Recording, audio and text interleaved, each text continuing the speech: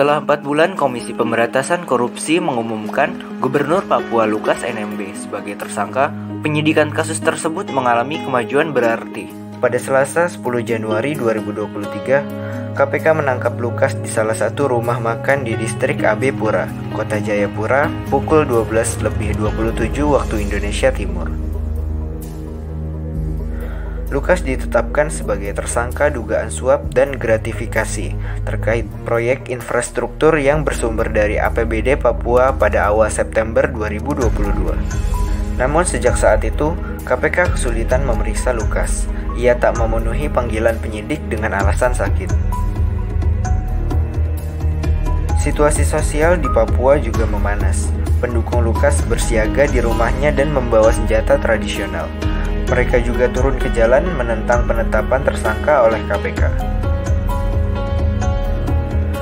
Bola kusut penanganan korupsi Lukas NMB menemui titik balik saat penangkapan Lukas kemarin.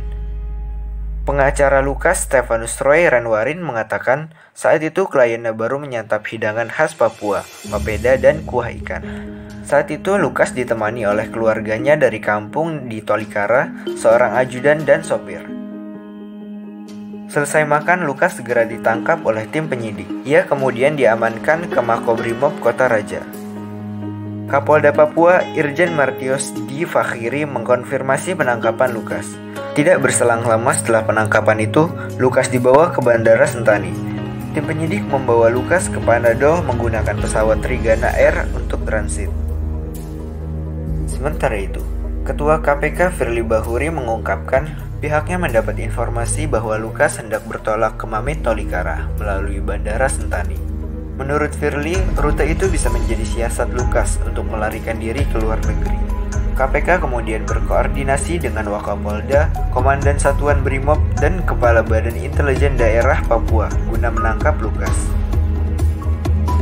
Pasca penangkapan Lukas, kerusuhan cepat pecah. Sejumlah simpatisan Lukas menyerang Makobrimob. Mereka datang membawa senjata tajam.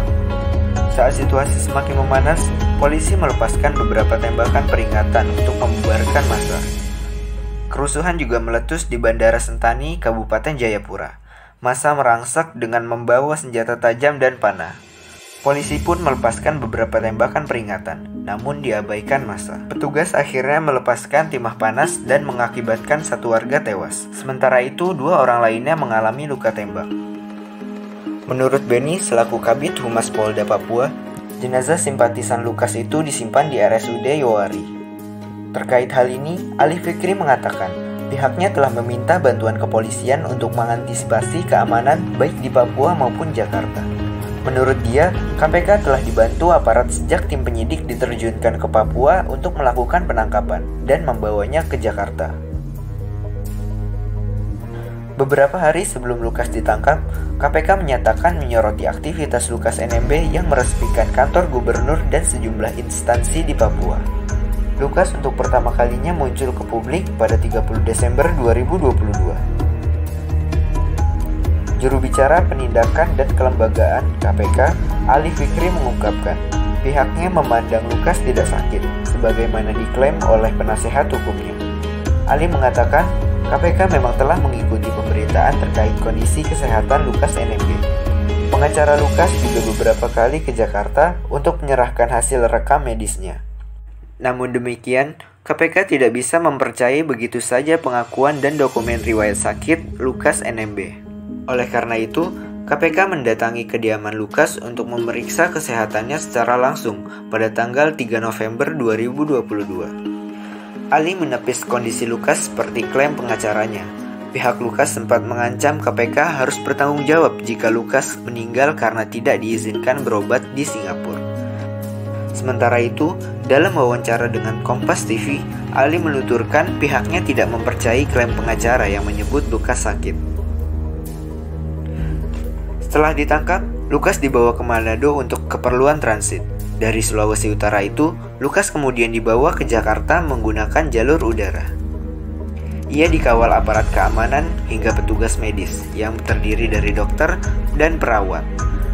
Ali menuturkan hal ini dilakukan guna memenuhi hak-hak tersangka terkait dengan kesehatannya.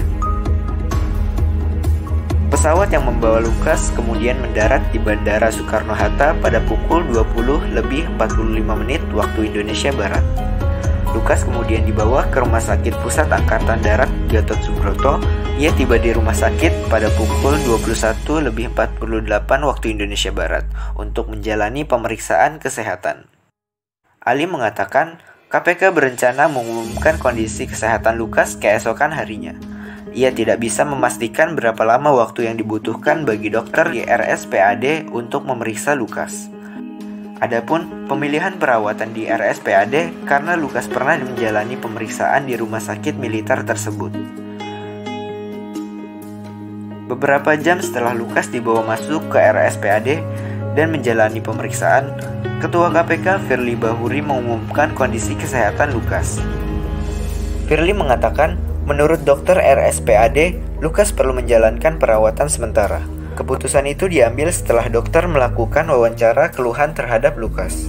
Selain itu, keputusan tersebut juga mengacu pada riwayat pengobatan, pemeriksaan tanda vital dan fisik, pemeriksaan laboratorium, pemeriksaan EKG, dan jantung. Firly menuturkan, tim dari Ikatan Dokter Indonesia akan dilibatkan dalam pemeriksaan kesehatan Lukas, khususnya mengenai pendalaman. Lebih lanjut, Firly menyatakan bahwa KPK menunda pemeriksaan terhadap perkara dugaan suap dan gratifikasi Lukas. Penundaan ini dilakukan hingga perawatannya dinyatakan selesai. Firly mengaku tidak bisa membeberkan keluhan Lukas terkait kondisi kesehatannya. Sebab, terdapat kode etik kedokteran yang membatasi pengungkapan informasi kepada publik. Namun ia mengatakan sebuah kepastian bahwasannya Lukas akan segera diperiksa setelah proses perawatannya selesai.